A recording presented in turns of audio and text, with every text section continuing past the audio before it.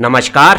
विज्ञान और इंजीनियरिंग विषयों में रुचि बनाने और विषय समझ को मजबूत बनाने के लिए शुरू किए गए श्रीदेवी क्लासेज यूट्यूब चैनल पर आपका स्वागत है। हमारी प्लेलिस्ट बेसिक इलेक्ट्रिकल इंजीनियरिंग और क्लास 12 फिजिक्स में सब्जेक्ट इलेक्ट्रोस्टैटिक्स में आज इलेक्ट्रिक पोटेंशियल की कैलकुलेशंस को फील्ड इंटेंसिटीज और पॉइंट चार्जेस के इलेक्ट्रिक इफेक्ट्स में किस तरह से करते हैं और हमारे कॉम्पिटिटिव एग्जाम में क्या पॉपुलर क्वेश्चन पैटर्न्स हैं उनको समझते हैं और कंसेप्ट को क्लियर करती हुई इस लर्निंग वीडियो में आपको समझ में आ जाएगा इलेक्ट्रिक पोटेंशियल्स की कैलकुलेशन कैसे की जाती है। शुरू करते हैं। These learning videos are specially designed for Indian students in bilingual script. First, we narrate the subject in English script for clarity of subject terminology, and then the same is revised and explained in Hindi script for better understanding. ये learning video भारतीय विद्यार्थियों के लिए द्विभाषा में बनाई जा रही है। पहले सभी विषयों को अंग्रेजी में तकनीकी भाषावली के साथ बताया गया है और उसके बाद उसका दोहरान और समझाई अधिक बेहतर परिणामों के लिए हिंदी भाषा में की गई है। A source charge of positive 20 microcoulomb is placed at horizon in this coordinate system, and there are two coordinate position A having x coordinate 5 and y coordinate 0, and another point B with xy coordinate 3 4. We have to find out amount of work done in moving a negative 0.3 microcoulomb charge from position A to position B in the electric field of this point source charge. Now to find out work done, we have to find out potential difference, and to find out potential difference we have to find out potential of individual points A and B, and for that we have to find out the distance of test position from source charge. So for A position the distance RA is straightforward from visual inspection, it comes as 5 mks unit meter. So electric potential at A position is kq by RA. K is 9 into 10 to the power 9, source charge is 20 microcoulomb and the distance is 5 meter, and the calculation will result in 36 kilovolt or 3.6 into 10 to the power 4 volt. Similarly, for position B, the distance of source charge from position B RB can be obtained as OB by Pythagoras calculation. This x coordinate is 3 and y height is 4, and Pythagoras calculation will result as OB distance again 5 meter. So the potential of B point with the same charge and same distance is again 3.6 into 10 to the power 4 volt. And to find out potential difference between two positions, the potential of second and potential of first position is subtracted. The two equal identical values when subtracted results in zero value. So in zero potential difference, whatsoever positive or negative or amount of charge is moved, the total amount of work done is zero. These two A and B points are of same potential. This could be explained. Let's assume that this A to B movement is on this circular periphery. So everywhere on this circular periphery, electric field as shown by this blue arrow is radial outward for this positive test charge, and for these circular tangential positions the displacement and direction of force got 90-degree angle, so amount of work done is 0. So if we move this charge on this circle for any number of orbits, the total amount of work done will always remain 0. Whether I move this charge A to this opposite position A dash, the work done is again 0. एक धन स्रोत आवेश 20 माइक्रोकूलम्ब का मूल बिंदु पर रखा हुआ है और इस XY निर्देशांक तंत्र में A बिंदु के निर्देशांक x निर्देशांक 5 y 0 है और B के निर्देशांक x और y के रूप में 3 और 4 है। हमें एक -3 माइक्रोकूलम्ब आवेश को A से B ले जाने में किया गया कुल कार्य ज्ञात करना है। कार्य गणना के लिए हमें A और B के बीच में विभवांतर ज्ञात करना होगा और विभवांतर ज्ञात करने के लिए हमें B बिंदु के विभव में से A बिंदु के विभव को घटाना होगा और प्रत्येक बिंदु का बिंदु आवेश के विद्युत क्षेत्र में विभव kq by r जब सूत्र से हमें निकालना होगा तो हमें A और B बिंदु की स्रोत आवेश से दूरी ज्ञात करनी होगी। तो A बिंदु के लिए अगर ये दूरी RA हम देखें तो ये 0 0 से 5 0 की स्थिति x अक्ष पे 5 मीटर है, तो RA की जो दूरी OA है वो 5 मीटर। अगर हम इस फॉर्मूले में k की जगह 9 × 10⁹ स्रोत आवेश 20 माइक्रोकूलम्ब का है और दूरी 5 मीटर रख के अगर हमने गणना की तो ये 36 किलोवोल्ट या 3.6 × 10⁴ वोल्ट विभव A बिंदु का प्राप्त हो गया है। इसी तरह से B बिंदु की स्रोत जो मूल बिंदु पर आवेश है उससे जब हम दूरी की गणना करते हैं तो हम पाइथागोरस संरचना कर सकते हैं और निर्देशांक तंत्र से पता लग रहा है कि B का ये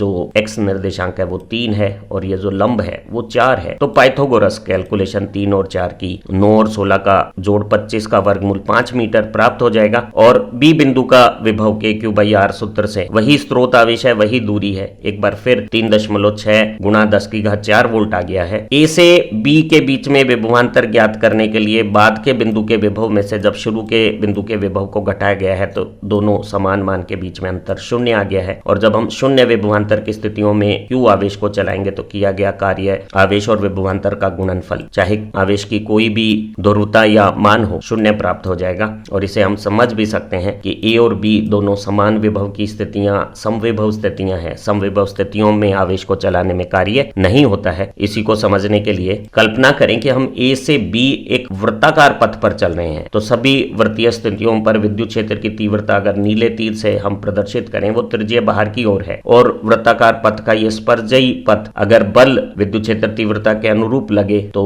बल के साथ 90 डिग्री का कोण बनाते हुए cos 90 0 होने के कारण डॉट प्रोडक्ट बल और विस्थापन के बीच में शून्य देगा। और इस पथ पर जो समविभव पृष्ठ है, सभी जगह पे विभव एक समान रहेंगे और आवेश को चलाने में कार्य शून्य होगा। चाहे हम A से आधा चक्कर लगाकर यहाँ A' स्थिति पर आ जाएं या एक से अधिक चक्कर भी यहाँ लगाएं, हमारे द्वारा किया गया कार्य हमेशा शून्य होगा। Work done in moving A small q charge around this source charge capital Q in a circular path is always zero because circular path got identical distance from source charge and at same distance potential is everywhere the same. So this surface become an equipotential surface and on equipotential surface potential difference is zero, so work done is zero. So in path ADC work done is zero because potential of A and C is the same and potential difference between A and C is zero. Similarly, if we move charge Q from A to B or in other path we move charge from C to B, in both conditions path got different length or positions but the end point is same and initial point which are different got same potentials. So potential difference between potential of B and potential of A or potential of B and potential of C is same. So with similar potential difference the work done in moving this Q charge along AB path and along CB path would be the same. एक परीक्षण आवेश small q को किसी स्रोत आवेश capital Q के चारों तरफ एक वृत्ताकार पथ पर चलाने में किया गया कार्य सदैव शून्य होगा, क्योंकि वृत्ताकार पथ की जो दूरी है स्रोत आवेश से वो एक समान रहती है। समान दूरी पे स्रोत आवेश के विभव योगदान भी एक समान रहते हैं। तो समान विभव की स्थितियों पर एक समविभव पृष्ठ पर चलते समय विभवांतर नहीं होता, इसलिए आवेश को चलाने में कार्य नहीं होगा। तो A स्थिति पर रखे Q आवेश को D से होकर C तक लाने में जब हम कार्य गणना करते हैं तो A और C के विभव एक समान होने के कारण, विभवांतर शून्य होने के कारण इस पथ पर किया गया कार्य शून्य होगा। और अगर हम A से C सीधे या किसी दूसरे टेढ़े मेढ़े पथ से भी जाएं तो स्थिर वैद्युतिकी में कार्य पथ पर निर्भर नहीं करता, वो शुरुआत और अंत की स्थितियों के विभव मान पर निर्भर करता है। और अगर वो दोनों विभव समान है, जैसे इस स्रोत आवेश कैपिटल Q के चारों तरफ वृत्ताकार स्थितियों पर स्थित सभी बिंदुओं पर विभव एक समान है, यहाँ A और C के विभव एक समान है, तो A से B तक जो विभवांतर होगा और C से B तक जो विभवांतर होगा वो भी एक समान होगा, क्योंकि B एक उभयनिष्ठ बिंदु है। A और C के विभव एक समान है और इन विभवांतर पर जब हम आवेश को चलाएंगे A से B पथ पर या C से B पथ पर तो हमारे द्वारा किए गए कार्य बराबर होंगे। A positive source charge of 8 millicoulomb is situated at origin of 3-dimensional plane and we have to calculate work done in moving a small negative 2 nanocoulomb charge from position P having coordinate 003 to position Q having coordinate 040, both coordinate are in centimeter, through a path which passes through 0, 6 centimeter and 9 centimeter coordinate point R. Now in electrostatics, charges produce conservative field where work done in moving a charge doesn't depend upon the path and work only depends upon initial position and final position in electric field. So here this intermediate point location of point R 069 centimeter is irrelevant in work calculation, and work done in moving a small q by a potential difference of delta V between final and initial positions is given by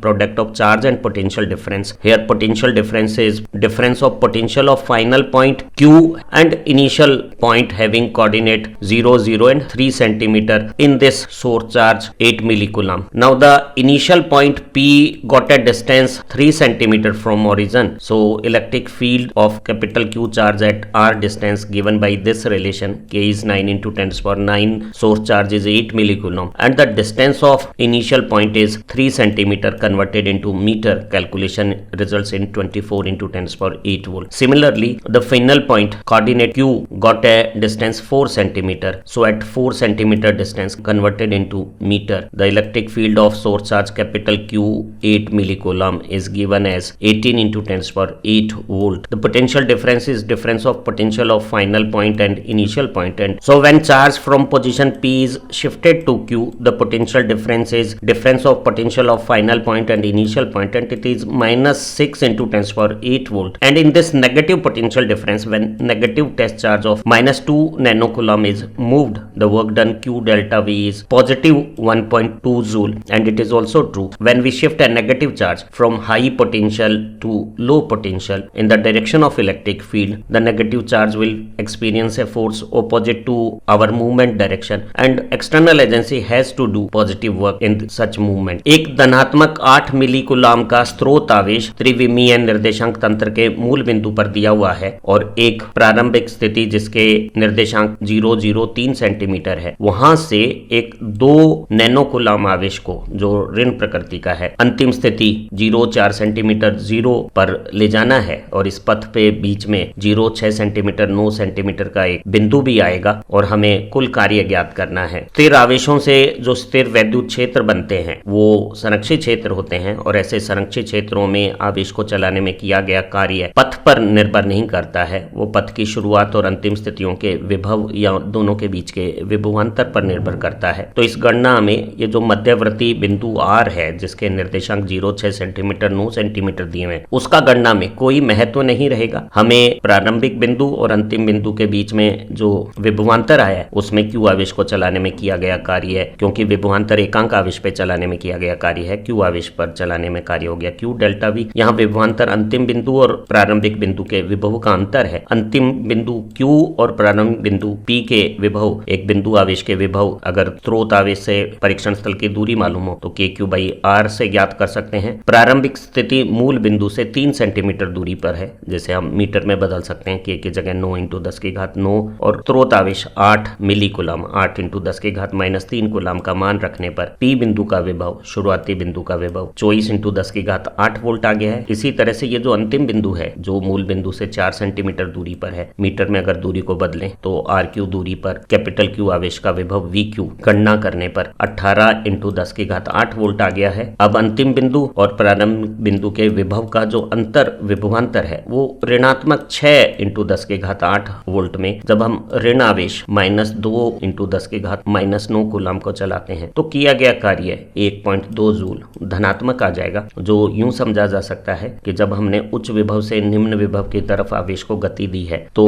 आवेश विद्युत क्षेत्र की दिशा में चलाया गया है, और क्योंकि ऋण आवेश पे विद्युत क्षेत्र की विपरीत दिशा में बल लगता है तो बल के विरुद्ध विस्थापन करने के लिए बाह्य कारक को स्वयं कार्य करना होगा, और ऐसा बाह्य कारक का किया गया कार्य धनात्मक कार्य होता है। This concept that in electrostatic field work done in moving charge और calculation of potential difference between two positions in electric field doesn't depend upon the path followed for the movement because electrostatic field is conservative in nature. So work done calculation और potential difference calculation can be done on the basis of initial and final position of that movement, and these examples will use that concept. Here we have to find out work done in moving a charge from A to B, then to C, and finally to D, and total work done is to be calculated. Now this movement of initial and final position D is along electric field EX. So the work done in black ABCD path or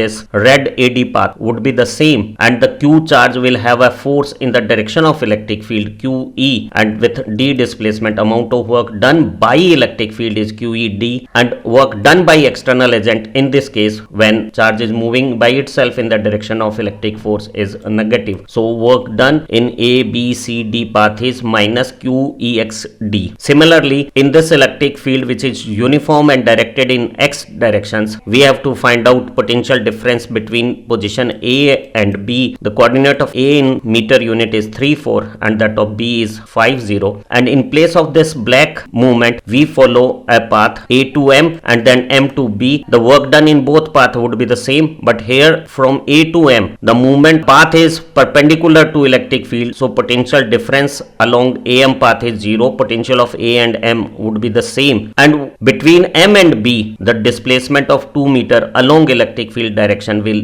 need 2E potential difference, and this potential difference is negative because electric field is directed from high potential to low potential and we are moving from high to low in the direction of electric electric field, so it is minus 2ex potential difference between A and B. Similarly, in this uniform electric field which is directed in y direction, for the same 34250 movement AB, we make movement along electric field direction and perpendicular to electric field direction. This 2 meter movement perpendicular to electric field won't involve any work done or potential difference. Potential of M and B is the same, but here movement of unit positive charge from A to M against electric field or force direction require work from external agency, and this work is 4 EY for 1 unit charge, and this would be the potential difference between A and B. And in similar type of question, when the electric field is produced by a point charge, then 3-4 position and 5-0 position got similar 5 meter distance from source charge, so potential of A and B is the same, so potential difference between A and B in this case would be 0. So calculation of potential difference in the electric field of point charge and in uniform electric field got different practices. For point charge, we have to find out potential from KQ by R relation, and potential difference will be obtained by as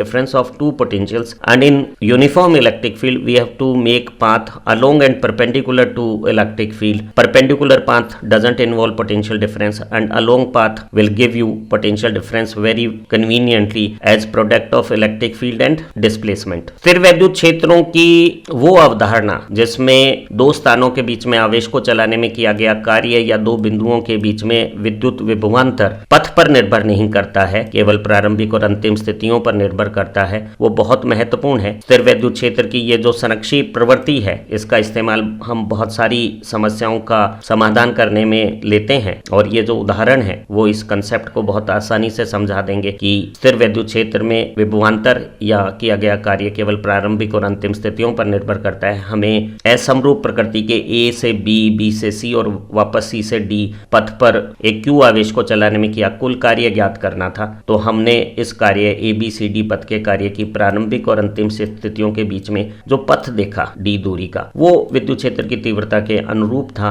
Q आवेश पे विद्युत क्षेत्र की दिशा में QE बल लग रहा है, इस बल के साथ D विस्थापन का कार्य QED हो गया है। क्योंकि बल की दिशा में ही आवेश की गति हुई है, तो कार्य विद्युत क्षेत्र के द्वारा किया गया है। ऐसी स्थितियों में बाह्य कारक के द्वारा किए गए कार्य को ऋणात्मक माना जाता है, और ABCD पथ पर आवेश Q को चलाने में कार्य और A से D तक सीधे आवेश को चलाने का कार्य बराबर होगा, और वो हो गया माइनस QED। इसी तरह से एक समरूप विद्युत क्षेत्र जो x दिशा में EX है, उसमें बिंदु A जिसके निर्देशांक 3, 4 है से बिंदु B जिसके निर्देशांक 5, 0 है के बीच विभवांतर ज्ञात करना है। और यहाँ समरूप विद्युत क्षेत्र में A से B तक चलने के इस पथ को हमने लाल पथ में इस तरह से विभाजित किया कि A से M तक का पथ तो विद्युत क्षेत्र के लंबवत है और M से B विद्युत क्षेत्र के अनुदिश है। तो इस 4 मीटर AM दूरी का जो विस्थापन विद्युत क्षेत्र के लंबवत है, उसमें विभवांतर नहीं होगा, क्योंकि जब विद्युत बल और विस्थापन परस्पर लंबवत होते हैं, बल विद्युत क्षेत्र की तीव्रता के दिशा में, विस्थापन उसके लंबवत, तो कार्य शून्य होते हैं। शून्य कार्य स्थितियों में विभवांतर नहीं होता,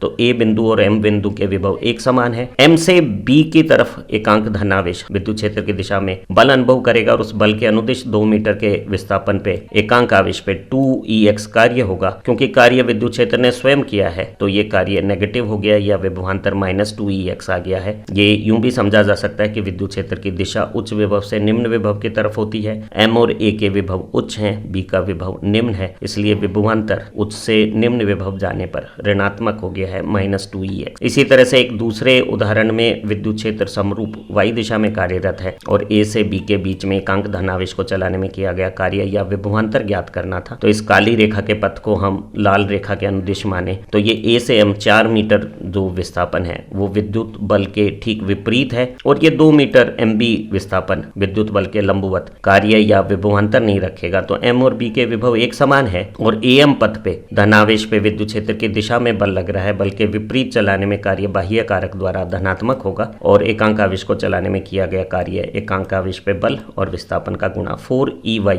धनात्मक हो गया है। अगर इसी तरह के प्रश्न में 3-4 निर्देशांक से 50 निर्देशांक के बीच में A से B एकांक धनावेश को चलाने में कार्य एक स्रोत आवेश कैपिटल Q जो मूल बिंदु पर रखा है उसके विद्युत क्षेत्र में अगर निकालना होता तो हम मूल बिंदु से A और मूल बिंदु से B बिंदु की दूरियां देखते, वो दोनों 5 मीटर हैं, तो KQ/R रिलेशन से दोनों बिंदु A और B के विभव समान होने से विभवांतर 0 आता। तो हम देख रहे हैं एक बिंदु आवेश के विद्युत क्षेत्र में विभवांतर की गणना विभवों के अंतर से की जाती है और एक समरूप विद्युत क्षेत्र में पथ को विद्युत क्षेत्र के अनुरूप और लंबवत लेकर ये गणनाएं आसानी से की जा सकती। और कार्य या विभवांतर प्रारंभिक और अंतिम स्थितियों पर निर्भर करेगा, वो पथ पर निर्भर नहीं करेगा। Application of superposition principle for electric potential calculation is quite convenient. Potential at a point due to presence of several charges is very simple. It is simple scalar algebraic sum of all individual potential contribution obtained by considering only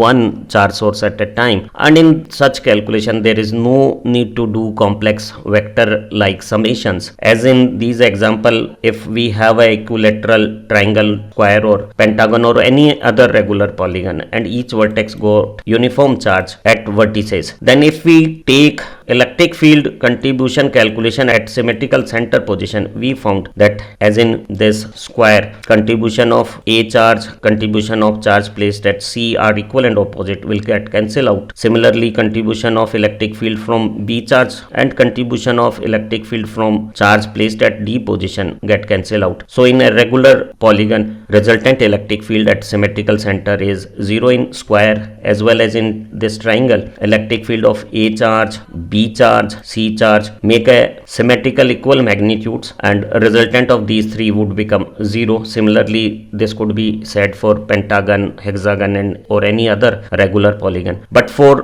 potential calculation, positive charge contribute positive potentials, and if each vertex got center distance small x, then the resultant field could be obtained as summation of charge of all vertices. Say for example, in this triangle it is 3kq/x, for square it is 4kq/x and for pentagon it is 5kq/x। अध्यारोपण के सिद्धांत की मदद से विभव की गणना बहुत सरल है। अगर हमें किसी बिंदु पर परिणामी विद्युत विभव की गणना करनी है और अड़ोस पड़ोस में एक से अधिक प्रकार के स्रोत आवेश उपस्थित हैं, तो अध्यारोपण सिद्धांत से परिणामी विभव की गणना सरल एक अदिश बीजीय योग होगा उन अलग अलग विभव योगदानों का जो एक स्रोत ने एक बार कार्यरत रहकर बनाया होगा, और इस गणना में हमें जटिल सदिश जोड़ करने की जरूरत है, दिशाओं को देखने की आवश्यकता नहीं है। जैसे अगर किसी समभुज में, चाहे वो त्रिभुज हो, वर्ग हो, पंचभुज या कोई अन्य बहुभुज हो, सभी शीर्षों पर अगर एक समान आवेश हो, तो विद्युत क्षेत्र अगर हम केंद्र बिंदु जो सममित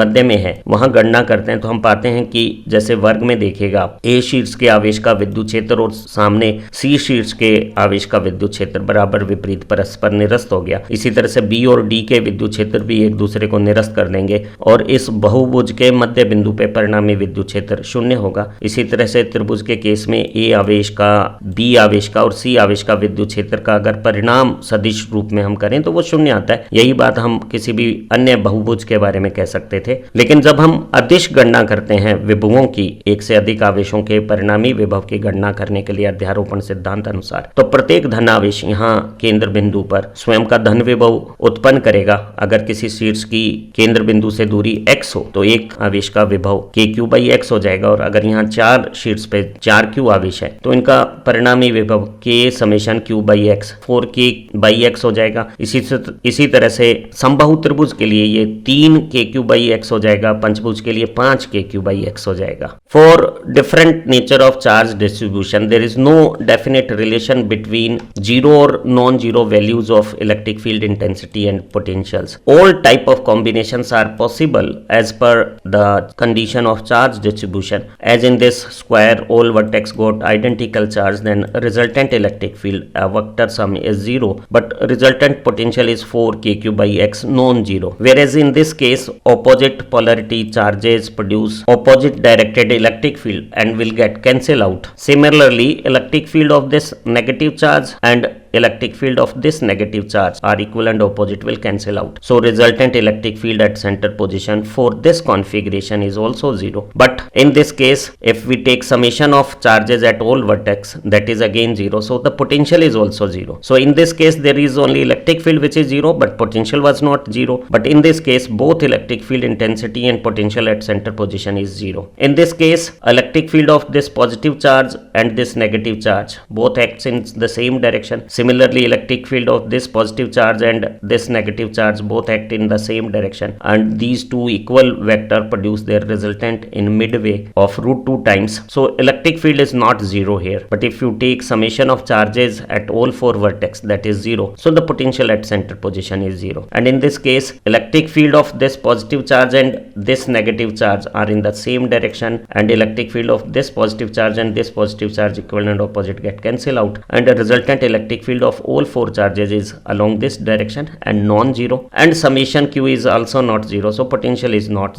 also 0. So there could be all sort of possibilities depending upon charge distribution, but one relation in electrostatic is definite between electric field intensity and potential. If there is no electric field in space positions, then potential at everywhere remains constant. There won't be any potential difference, because potential difference is caused only when there exists an electric field component along that direction. Similarly, if potential is constant in space positions, we can say electric field is 0 in those positions. This certain relation between electric field intensity and potential difference is very often asked in our examination. In all conductor bodies, internal electric field is 0. So there won't be any potential difference inside the conductor or along its surface. Its whole body, all along its surface, and this inclusive all volume become an equipotential surface. So in the absence of electric field, there is no potential difference, and potential everywhere